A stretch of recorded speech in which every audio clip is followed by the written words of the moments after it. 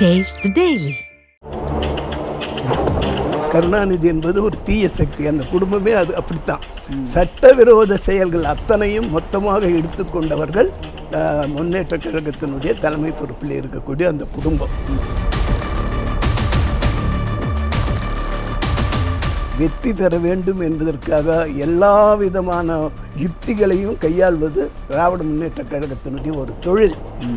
தேவை வெற்றியை. நீங்கள் ஈரோடு ஃபார்முலா என்ன?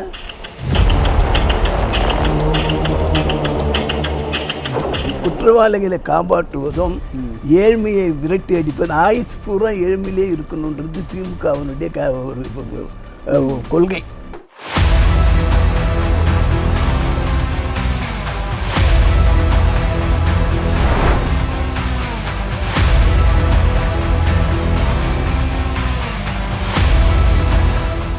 அனைவருக்கும் வணக்கம். இன்றைய சொல்லியடி நிகழ்ச்சியில் அதிமுகவின் செய்தி தொடர்பாளர் டாக்டர் சமரசம் நம்மோடு இணைந்திருக்கிறார். அவரிடம் பேசலாம்.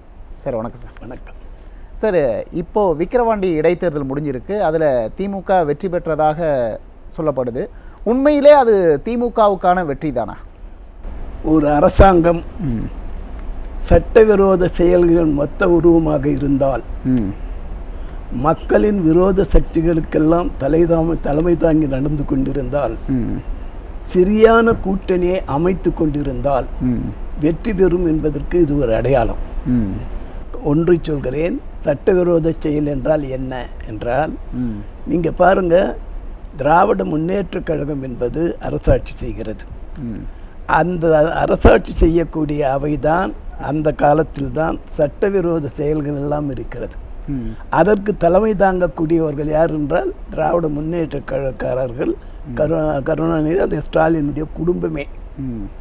இப்போ லாட்ரி சீட்டு சட்டவிரோதம், அது அவங்களோட இருக்காங்க. அவங்க தான் செம்மொழி மாநாடு நடத்தினவங்க நம்பர் 1. நீங்கள் பார்த்தீங்கன்னா மணல் குவாரி அது இதெல்லாம் சொல்கிறாங்க சட்டவிரோத செயல். அதுக்கு தலைமை தாங்கிறது யாருன்னா கருணாநிதி குடும்பம்தான். இப்போ நீங்கள் பார்த்தீங்கன்னா இன்றைய தினம் கள்ளத்தனமாக அல்லது மது குடிப்பதிலே கள்ளச்சாராயம் கலந்து விட்டது என்று சொல்கிறார்கள். கள்ளச்சாராய ஆலை நடத்துவர்களும் அவர்களே. கள்ளச்சாராயன்றது காய்ச்சி குடிப்பவர்கள் அல்ல, இந்த சாராயம் குடித்தே செத்தவர்களும் இருக்காங்க. அப்படியானால் சட்டவிரோத செயல்கள் செய்யக்கூடியதில்லை. கஞ்சா, அதனுடைய நிர்வாகத்தின் இப்படி இங்கே இருக்கிறது. சென்னை மாவட்டத்தில் ஒரு செயலாளர் போட்டாங்க. அவர் எங்கே மாட்டினார்னா டெல்லியில் மாட்டினார். உலக தழுவிய வர்த்தகம் நடக்குது. அதற்கு தலைமை தாங்குவது யார்? கோபாலபுரம் அல்லது இங்கே இருக்கக்கூடிய திராவிட முன்னேற்ற கழகம் அல்லது அண்ணா அறிவாலயம், எப்படியாவது வச்சுக்கலாம். எந்த சட்டவிரோத செயல்களுக்கும் யார் தலைமை தாங்குகிறார்களோ அவர்களெல்லாம் ஒன்று கூடினால் வெற்றி பெற முடியும் என்பதை வீரபாண்டி. புரியுது சார். இப்போது திமுக ஆட்சிக்கு வந்ததுலேருந்தே சரி, சட்ட ஒழுங்கு பிரச்சனைகள் நிறைய நடந்துக்கிட்டு தான் இருக்குது. சமீபத்தில் கூட கள்ளக்குறிச்சியில் கள்ளச்சாராய மரணங்கள்லாம் நடந்து தான் இருக்குது. இருந்தாலும் கூட இந்த விக்கிரவாண்டி இடைத்தேர்தலில் திமுக வெற்றி பெற்றிருக்கு அப்படின்னா, அந்த வெற்றிக்கு மக்கள் சக்தியை விட வேறு ஏதாவது ஒரு சக்தி பின்புலமாக இருந்திருக்கா? நீங்கள் பார்த்தீங்கன்னா, மகாத்மா காந்தியடிகள் பொது சேவைக்கு வாருங்கள்னார். அப்போ போனவங்க வஉசி, பாரதியார், அந்த சுப்பிரமணிய சிவா, இப்படிப்பட்டவங்கெல்லாம் போனாங்க. சமுதாயத்திலிருந்து அப்படிப்பட்டவங்களே அனுப்பிச்சி வச்சாங்க. ஏன்னா இந்த நாடு சுதந்திரம் அடையணும், சுபிட்சமாக இருக்கணுன்றதுக்காக. அதுக்கு மகாத்மா காந்தி அடிகள் அழைப்புக்கு இப்போ கருணாநிதி அழைச்சார். அப்போ போனவங்க யாருன்னா சிட்டிபாபு, மதுர்முத்து, அவங்க எல்லாம் இந்த ரவுடி குரூப்புகள், இவங்கள தான் அவர் கூப்பிட்றாரு, அவங்கள தான் இவர் கேட்குறாருன்னு அவங்கள அனுப்பிச்சி வச்சாங்க. தீய சக்திகளுடைய தலைமையிடமாக எப்பொழுது திமுக உருவானது? புரட்சி தலைவர் கருத்துப்படி, என்னப்படி, அவர் சொல்லிய சொற்படி. திமுக என்பது ஒரு தீய சக்தி, கருணாநிதி என்பது ஒரு தீய சக்தி. அந்த குடும்பமே அது அப்படித்தான். சட்டவிரோத செயல்கள் அத்தனையும் மொத்தமாக எடுத்துக்கொண்டவர்கள் முன்னேற்ற கழகத்தினுடைய தலைமை பொறுப்பில் இருக்கக்கூடிய அந்த குடும்பம். அந்த அடிப்படையில் இன்றைய தினம் சட்டவிரோத சக்திகள் எல்லாம் ஒன்று சேர்ந்தால் எப்படிப்பட்ட நியாயங்களையும் தோற்கடித்து விடும் என்பதற்கு வீரபாண்டி தேர்தல் ஒரு எடுத்துக்காட்டு. சட்டவிரோத சக்தி ஒன்று, அது மட்டும் இல்லை, இப்போ தோழமை கட்சிகள்னு இருக்குது. காங்கிரஸ், திமுக, கம்யூனிஸ்டுகள், திருமாவளவன், முஸ்லீம்கள், இப்படி சிலதெல்லாம் இருக்குது. அவங்க எல்லாம் தன்னுடைய மனசாட்சிக்கு விரோதமாக, உண்மைக்கு விரோதமாக கூட்டணியில் இருக்கிறோம் என்பதற்கு ஆதரவாக, தர்மத்திற்கு விரோதமாக, நாட்டு நடப்பிற்கு, மக்கள் சக்திக்கு விரோதமாக ஒன்று கூடுகிறார்கள். அந்த ஒன்று கூடுதல், அந்த கூட்டணி தான் அவர்களை வெற்றி பெற வைத்தது. கூட்டணி என்பதை அமைத்து காட்டியவர் பேரறிஞர் அண்ணா. இந்திய துணைக்கண்டத்திலேயே ராஜாஜிக்கும் அண்ணாவுக்கும் ஆகாது. நீங்கள் அதுவும் பெரியார் பாஷையில் சொன்னால், பார்ப்பனையும் பாம்பையும் பார்த்தால் பாம்பை விடு பார்ப்பனை அடின்னு சொல்வார். அப்படிப்பட்ட மூதறிஞரோடு கூட்டு வைத்தவர் அண்ணா. ஒரு காங்கிரஸை கீழே இருக்க வேண்டும் என்பதற்காக. மாப்போசி அந்த திமுகவுக்கும் காங்கிரஸுக்கும் ஆகவே ஆகாது, அவரோடு சேர்ந்தார். ஆதித்தனார், தமிழர் இன்றைக்கு சீமான் வைத்து கொண்டிருக்கிறார், அது போன்று ஆதித்தனார் தான் நான் தமிழர்னு வச்சவர். அதனுடைய இதுதான் தொடர்தான் அது. அவர் அப்படி காயிதே மில்லத், கண்ணியமிக்க காயிதே மில்லத் இஸ்மாயில் அவர்கள், இவர்களெல்லாம் ஒரு கொடுமையை எதிர்த்து, தீமையை எதிர்த்து, மக்கள் விரோத சக்தியை எதிர்த்து, மக்களாட்சிக்கு எதிர்ப்பாக இருக்கக்கூடிய எல்லாம் ஒன்று திரட்டி அவர்களை அழிப்பதற்காக, காங்கிரஸை வீழ்த்துவதற்காக ஒன்று சேர்ந்தார்கள். அது 1967 தமிழ்நாடு. சார், எனக்கு புரியுது சார். இந்த விக்கிரவாண்டி இடைத்தேர்தலில் அதிகார பலமும் பணபலமும் நிறையா விளையாடி இருக்குது, இதனால தான் திமுக வெற்றி பெற்றிருக்கு அப்படின்னு நிறைய அரசியல் தலைவர்கள்லாம் சொல்கிறாங்க. உண்மையிலே பணம் விளையாடி இருக்கா? நீங்கள் அது தொழிலே அதுதானுங்க. மக்கள் விரோத சக்தி என்பது மட்டுமல்ல, தவறாக முன்னுதாரணமாக வெற்றி பெற வேண்டும் என்பதற்காக எல்லா விதமான யுக்திகளையும் கையாள்வது திராவிட முன்னேற்ற கழகத்தினுடைய ஒரு தொழில். தேவை வெற்றியை. நீங்கள் ஈரோடு ஃபார்முலா என்ன? பட்டி ஃபார்முலா. நீங்கள் திருமங்கலம் ஃபார்முலா எப்படி வந்துச்சு? நீங்கள் ஒவ்வொரு தேர்தலில் ஒவ்வொரு ஃபார்முலாவை உருவாக்குவாங்க. இந்த தேர்தலில் வெற்றி இதுதான் என்று சொன்னால் அடுத்த தேர்தலில் அதை மாற்றி விடுவார்கள். இப்போ திருமங்கலம், ஈரோட தொடர்ந்து இப்போ விக்கிரவாண்டியில் என்ன மாதிரியான ஃபார்முலாவை கடைபிடிச்சிருக்காங்க? விக்கிரவாண்டியில் என்ன செஞ்சுருக்காங்கன்னு சொன்னால், புதுசான நாங்கள் ஒரு ஈரோடு என்பது கொஞ்சம் நடுத்தர மக்கள் அதிகம் இருக்கக்கூடியது. விக்கிரவாண்டி ஏழ்மை நிலையில் இருக்கக்கூடியவங்க. ஆனால் விக்கிரவாண்டி தொகுதி 500 ரூபாய் கொடுத்தா சாமி எனக்கு 200 போதும் வந்தால் அப்படின்னு திருப்பி கொடுக்குறவங்க. அவங்க கொடுத்த காசை அதுக்கு மேலே அவங்க பெரிய அளவில் அதை பார்க்காத கீழ்நிலை, வறுமை ரொம்ப கீழே இருக்கக்கூடியவங்க. அவங்க அந்த அளவுக்கே போதுமானது. அப்போது மக்களோட வறுமையை பயன்படுத்தி இந்த கள்ளச்சாராய மரணங்கள்லாம் கடந்து கூட திமுக காசு கொடுத்தா நம்ம மக்கள்கிட்ட ஓட்டு வாங்கிடலாம் அப்படின்னு நினச்சிருக்கா விக்கிரவாண்டி தேர்தல்? நினச்சிருக்கிறதுல அதை அந்த ஃபார்முலா அவங்க கையாண்டிருக்காங்க.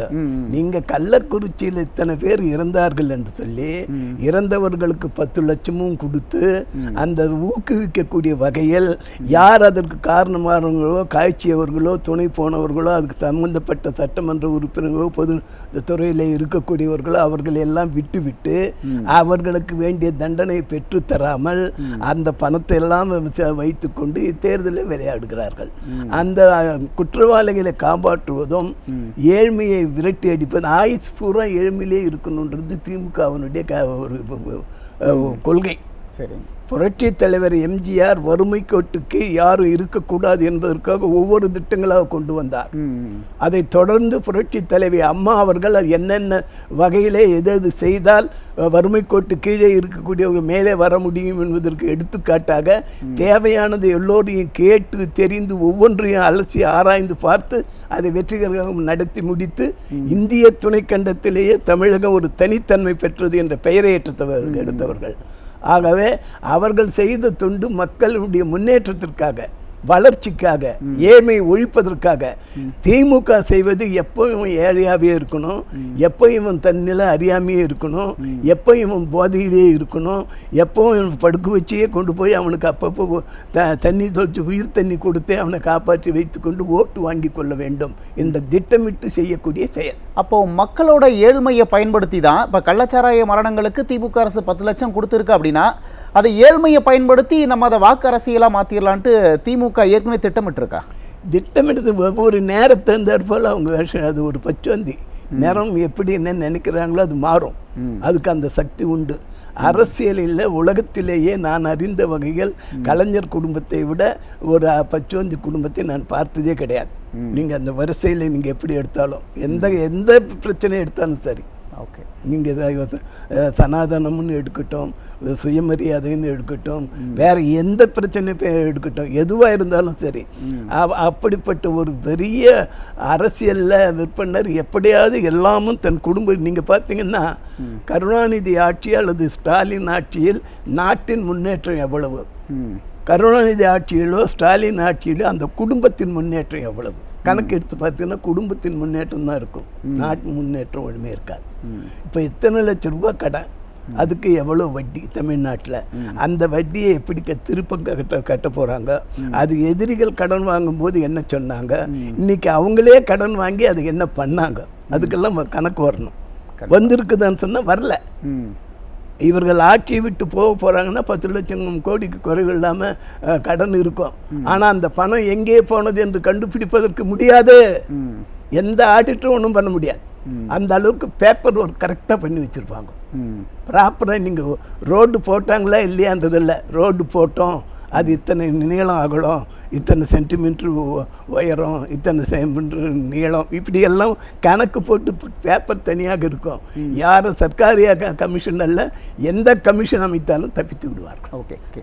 ஒட்டுமொத்த திமுகவில் ஒட்டுமொத்த உதயநிதியிலேருந்து ஒட்டுமொத்த அமைச்சர் பட்டாளமே விக்கிரவாண்டியில் போய் முகாமிட்டு தேர்தல் பணி செஞ்சுருக்காங்க, மக்களுக்கு பரிசு பொருள் கொடுத்துருக்காங்க, பணம் கொடுத்துருக்காங்க, அப்படிங்கிற செய்தி எல்லாமே நம்ம பார்த்தோம். உண்மையில் அப்போ மக்களோட ஓட்டுக்கள் எல்லாமே திமுக விலை கொடுத்து தான் வாங்குதா? ஏங்க இது உலகறிந்த ரகசியம். இது என்ன, நீங்கள் இது ஒரு கேள்வி தனியாக ரகசியமாக நம்ம பதில் சொல்லணுமா? இது உலகறிந்த ரகசியம். தாலி கட்டலையே தவிர அவன் ராத்திரிலையும் வரான், பகல்லையும் வரான். இவங்க எங்கனாலையும் பார்க்கும் போகிறாங்க, சினிமாவுக்கும் போகிறாங்க, எந்த ஷோவுக்கும் போகிறாங்க. அப்படின்னா வாட் இஸ் தட் மீனிங்? அவர்கள் எந்த அளவில் வாழ்க்கை நடத்துகிறார்கள் என்பது தான் பிரச்சனை. திராவிட முன்னேற்ற கழகம் அரசியலை எப்படி பயன்படுத்துகிறது, திராவிட முன்னேற்ற கழகம் தேர்தலில் வெற்றி பெறக்கூடிய மர்மம் என்ன, மாயம் என்ன, இதெல்லாம் வெளிச்சமாக தெரிஞ்சுது. அவங்க ஒன்றும் ஓப்பன் டாக், அது ஒன்றும் இதுவே அதில் மறைமுகமே கிடையாது. அவர்களுக்கு தெரிந்த கலையில் அவர்கள் வெற்றி பெறுகிறார்கள். அந்த கலையை பயன்படுத்துவதற்கு பல்வேறு உத்திகளை கையாளுகிறார்கள். அதற்கு கூட்டணி ஒரு அங்கம். அப்போ ஓட்டுக்கு பணம் கொடுக்கறதும் பரிசு பொருள் கொடுக்கறதுலையும் திமுக வல்லவர்கள் அப்படின்னு சொல்ல வரீங்களா? நான் சொல்றது எங்கள் உலகம் சொல்லுதுங்க.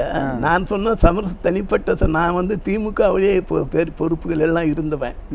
அண்ணா திமுக பெயர் வைத்து கட்சியை ஆரம்பித்து தலைமை தாங்கி நடத்துங்கள் என்று புரட்சி தலைவருக்கு கடிதம் எழுதிவிட்டு சேர்ந்து பணியாற்றக்கூடியவன். நான் 1952 பெரியாரோட சண்டை பிடிச்சுவேன். அண்ணா தான் எனக்கு சமரசன் பேரே வச்சார். திராவிட நாடு கைவிட்டுட்டு அவர் உலகம் தமிழ்நாடு சுற்றுப்பயணம் வருகின்ற பொழுது நான் ஏன் திராவிட நாடு கைவிட்டோம் என்றால், இந்த மாநிலங்களின் தனித்தன்மை கெடாமல், மண்டலங்களின் கலாச்சாரம் பாழ்படாமல், இந்திய ஒருமைப்பாடு உருக்குலையாமல் பாதுகாக்க வேண்டும் என்பதற்காகவே திராவிட நாடு கொள்கையை நாங்கள் கைவிட்டோம் அப்படின்னு சொன்னேன். அதனால் மத்திய அரசு மாநில அரசு எவ்வாறு நடந்து கொள்ள வேண்டும், இருவரும் சேர்ந்து எப்படி அரசியலை நடத்த வேண்டும், சமரசமான கருத்தை சொன்ன என் தம்பி இனி சமரசம் என்று அழைக்கப்படுவார் என்னார் அண்ணா. அன்னைக்கு 1963 புரியுது சார். இப்போது விக்கிரவாண்டி இடைத்தேர்தலில் அதிமுக போட்டி இடாதது திமுகவுக்கு சாதகமாக அமைஞ்சதா இல்லை பாதகமாக அமைஞ்சதா? உலக அறிஞ்ச விஷயம் சாதகம். பாதகம் என்ன வந்துச்சு அதுக்கு?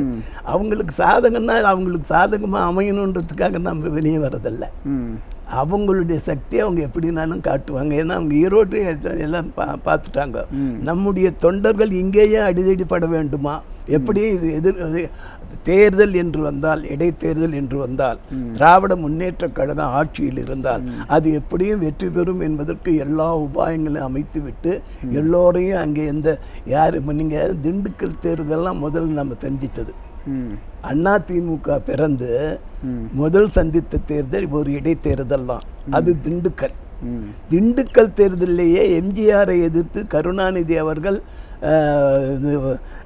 அதாவது ஆயுள் கைதிகளை எல்லாம் வெளியே ஜாமீனில் வெளியே பரோலில் வெளியே கொண்டு வந்து யாக்கோப் ரெட்டியாரெல்லாம் நீங்கள் கண் முன்னாடியே விட்டினார். நான் அதாவது நாகர் நகரில் அசோக் லாட்டிக்கு முன்னாடி அதெல்லாம் கண்ணெதிரில் நாங்கள் பார்த்தோங்க. நானும் முல்லைவேந்தனும் அவங்க சைக்கிள் செயினில் இன்னும் கூட அந்த தழும்பு எனக்கு இங்கே இருக்குது, இன்னும் கூட இருக்குது. அப்படி இடைத்தேர்தலில் அவங்க எந்த விதமான அயோக்கியத்தனமும் செய்வார்கள். பொது தேர்தலில் அந்த அளவுக்கு முடியாது, ஏன்னா எல்லா இடத்துலையும் அந்த மாதிரி ஆளும் கிடைக்க மாட்டாங்க. இங்கே எல்லாரையும் பொறுக்கி கொண்டு வந்து சேர்த்து வச்சு எப்படியும் வெற்றி பெறணுன்றது அவங்க பதில் சொல்லணும். அந்த கள்ளச்சாராய வழக்கில் செத்து போனவங்களுக்கு பதில் சொல்லணும், அதுக்கு திணறாங்க. இந்த தேர்தலில் வந்துட்டு அது மறைச்சிக்கும், இது போட்டு மூடிடலாம். எவ்வளோ பெரிய தோல்வி இருந்தாலும், எவ்வளோ பெரிய எதிர்ப்பு இருந்தாலும், எவ்வளோ பெரிய வீழ்ச்சி இருந்தாலும் அது தெரியாமல் மறைக்கக்கூடிய போர்வையாக இந்த தேர்தல் வெற்றியை காண்பிக்கலாம். அது அவங்களுக்கு தெரியும், அதை அவங்க செய்கிறாங்க. ஆகவே இதுவெல்லாம் செய்யக்கூடிய அளவிற்கு அவர்கள் இருக்கின்ற நிலையில் இதையும் வெல்லக்கூடிய ஆற்றல் நாம் பெற வேண்டும், பெறுவோம். எப்படி பெறுவது என்றால் அது வரக்கூடிய தேர்தலில் அது சொல்லுவோம். புரியுது சார். இப்போது விக்கிரவாண்டி இடைத்தேர்தலில் திமுகவோட வெற்றி மூலமாக மக்களுக்கு ஏதாவது பயன் இருக்கா? எந்த வகையில் பயனும் கிடையாது. அவங்க நீட்டிக்கிறதுக்கு அவங்க இன்னும் கொஞ்ச நாள் அடித்து பிடிச்சி இப்போ சென்று இதில் 10 வருஷமாக காஞ்சிட்டு இருந்தாங்க. இப்போ 3-4 வருஷமாக நல்லா மேயிறாங்க. அது இன்னும் கொஞ்சம் புடைக்க சாப்பிட்றதுக்கு தின்றதுக்கு ஜீரணம் பண்ணுறதுக்கு இது வழி போச்சு. புரியுது சார். நேரத்தை செலவிட்டு கருத்துக்களை பயந்தமைக்கு மிக்க நன்றி சார்.